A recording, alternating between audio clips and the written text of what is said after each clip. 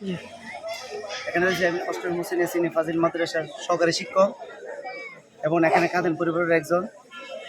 এখানের ইতিহাস হল হযরত শাহ কুতুব আমিন রহমাতুল্লাহ যখন আসলেন এই অষ্টগ্রামের ভূমিতে 11 জন ওনার সফর সঙ্গী নিয়ে অষ্টগ্রাম ভূমিতে এসেছে। তো এর মধ্যে এখানে ওনার হযরত শাহ কুতুব আমিন রহমাতুল্লাহ আলাইহির সাথে ওনার মামু এবং ভাগনা একসাথে মাজার রয়েছে এবং ওনার 5 জন সঙ্গী রয়েছেন এবং ওখানে 3 জন সেনাপতি রয়েছে। হযরত শাহ কুতুব আমিন রহমাতুল্লাহ ইসলাম প্রচার প্রসারের জন্য গেছেন। মানুষের দিন শরীয়তের আলোকে ইনি প্রতিষ্ঠা করার জন্য মসজিদ তৈরি করছেন যে আল্লাহ রাব্বুল আলামিন ইবাদত বন্দি করবেন। আর এই মসজিদটা শাহ কুতুব মসজিদ নামে পরিচিত। এই 5 গম্বুজ বিশিষ্ট মসজিদ হিসেবে পরিচিত। শুধু তাই নয়, শাহ কুতুবের একটা কারামত আছে। এখানে যখন আসছিলেন শাহ কুতুব আমিন রহমাতুল্লাহ আলাইহি তখন মানুষের কাছে বলেছিলেন যে এখানে যদি গাভী দ্বারা কোনো হাল চাষ না করা হয়, তখন দেখা যায় অনেকে মানুষে বিকৃতি করে, তার বিদ্রুপ করে, এভাবে বলতো কি উনার কথা আমরা কেন পীর ফকিরের কথা কেন মানবো। তখন অনেকবার চেষ্টা করেছে, মানে এই আদেশকে অবজ্ঞা করে তারা জমিনের মধ্যে হাল চাষ গাভী দিয়ে হাল চাষ করার চেষ্টা করেছে। কিন্তু দেখা যায় হাল চাষ করতে গিয়ে গাভীর অবস্থা খুব পুরনো অবস্থা, মারা গেছে, কিন্তু তুলতে পারে নাই, এই অবস্থা হয়ে গেছে। এখনো পর্যন্ত ওই অর্থাৎ শাহ কুতুব আমাদের কারামত এখনো পর্যন্ত সেই গাভী দ্বারা এখানে এই জমিনের মধ্যে কেউ হাল চাষ করে না। সুবহানাল্লাহ। তাহলে অলিদের অলিরা চলে যায় কিন্তু তাদের কারামত গুলা রেখে যায় পৃথিবীর জমিনে। ঠিক তেমনি একইভাবে অর্থাৎ শাহ কুতুব যে মসজিদ তৈরি করছেন, মসজিদটা কিন্তু এখানে জঙ্গলে ভরপুর ছিল, এখানে দেখা যেত না, কিন্তু হিন্দু চতুর্দিকে হিন্দু বাড়ি ছিল। শুধু তাই না, এখানে যখন সংগ্রাম মুক্তিযুদ্ধ হয়েছিল আমাদের 1971 সালে, যখন মুক্তিযুদ্ধ হয়েছিল, মুক্তি বাহিনী পাকিস্তানি বাহিনী যখন এখানে আসছিল, তারা আইসা যখন এখানে না দেখে গুলি দিছিল, কিন্তু উল্টা গুলি দেখেন না আল্লাহর ওলিদের কারণে, উল্টা একজন পাঞ্জাবের উপরে ফিরে আইসা তাদের একজন মারা গেল। সুবহানাল্লাহ। এটা কিন্তু যুদ্ধ করতে নেই, গুলি দিছে মসজিদের ভিতরে উপরে, কিন্তু উল্টা সেটা বিপরীত এক পাঞ্জাবির গায়ের মধ্যে পরে সে মারা গেল। তাইলে অলিদের কারামত, অলির সাথে বিয়াদবি করলে অন্য জায়গায় ছাড় পাওয়া যায়, কিন্তু অলিদের কাছে এখানে গেলে ছাড় পাওয়া যায় না। সেই মসজিদের জন্য অনেক ঐতিহ্যবাহী। এটা 17 শতাব্দীর প্রথম দিকে, 16 শতাব্দীর শেষের দিকে মুঘল সম্রাটের স্থাপত্য বলে সেটাকে দিক নির্দেশনা ঐতিহাসিক বিদগণ যারা আছে তারা সেটাকে ধারণা করে এই আঙ্গিকে কথাগুলো বলেছেন যে এটাকে 17 শতাব্দীর প্রথম দিকে এবং 16 শতাব্দীর শেষ দিকে এটা নির্মিত হয়েছে। তো এই হিসেবে প্রায় 400 বছরের মতো এখানে এইটা নির্মিত। হযরত শাহ কুতুব আমিন রহমাতুল্লাহর মসজিদ নামে পরিচিত। সেটার মধ্যে অসংখ্য এখানে উলস হয়। হযরত শাহ কুতুব আমিন রহমাতুল্লাহ উলস প্রতি বছরের বার্ষিক গেছে মাঘ মাসের শেষ শুক্রবার, যে বাংলা যে মাঘ মাস রয়েছে সেই মাঘ মাসের শেষ শুক্রবার এর ঐতিহাসিক অনেক বড় উলস হয়। সেখানে জায়গা এখানে যে মানুষ রয়েছে এর চেয়ে আরও 3-4 গুণ 5 গুণ মানুষ এখানে ভরপুর হয়, জায়গা দেওয়া যায় না, সম্পূর্ণ ভরে যায়। দেশ বিদেশ থেকে বিভিন্ন জায়গার থেকে সেখানে মানুষের জমায়েত হয়। কোনো জায়গাতে এটাকে আমরা এখানে যে মাজার দেখছেন শাহ কুতুব আমিন রহমাতুল্লাহি আলাইহি, ওনার সম্পর্কে আপনারা জানেন অবশ্যই। এখানে যে মাজারগুলো দেখছেন, এই মাজারগুলো কেউ কেউ ধারণা করেন, এখানে যে বড় মাজারগুলো আছে নদীর পাশে, এই মাজারগুলো কেউ কেউ ধারণা করছেন যে এই মাজারগুলো হয়তো মুঘল সাম্রাজ্যের যেই পুরুষরা ছিল বা এরকম ব্যক্তি যারা ছিল, বিশেষ ব্যক্তিদের কবরগুলো এখানে। আবার কেউ কেউ ধারণা করে থাকেন শাহ কুতুব আমিন রহমতুল্লাহি আলাইহি সফর সঙ্গীত যারা ছিল তাদের কবর এখানে, আল্লাহু আলামু।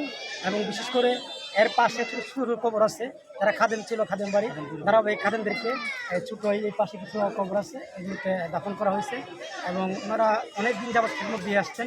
আমরা ওনাদের খেদমতকে আমরা সাধুবাদ জানাই এবং ভবিষ্যতে তারা খেদমত দিবে। এই এলাকার একজন বাসিন্দা।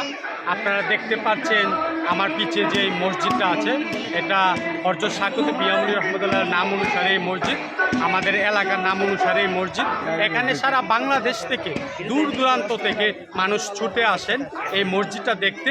বিশেষ করে তার পাশে শুয়ে আছেন হযরত শাহ কুতুব আমিন রহমাতুল্লাহ আলাইহি, ওনার মাজারও জিয়ারতের জন্য এবং এই মসজিদটি দেখার জন্য সারা বাংলাদেশের যতগুলো মুঘল স্থাপত্য রয়েছে তার মধ্যে এটি একটি।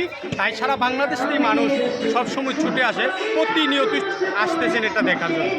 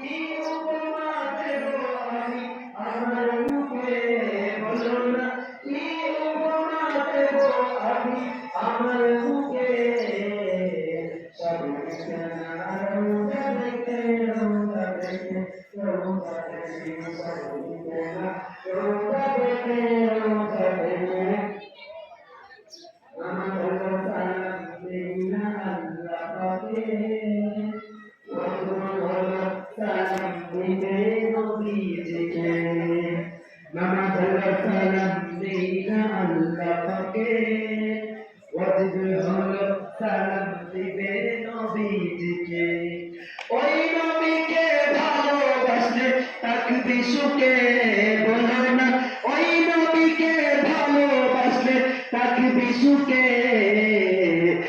জীবনে এবার মদিনা শুয়ে আবু বকর সিদ্দিকী সালাতু সালাম আমি জীবনে এবার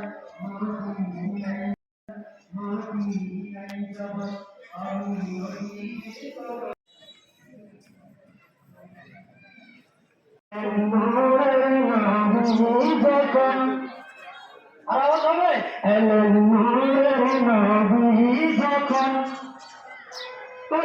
মুখে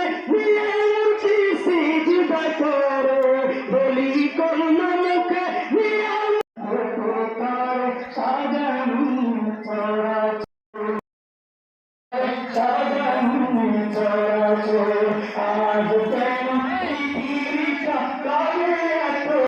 আল্লাহ বুঝিকে ওদিকে ভাগাতম করছেন রাব্বানা আশিক গল তোমরা জুলুস করা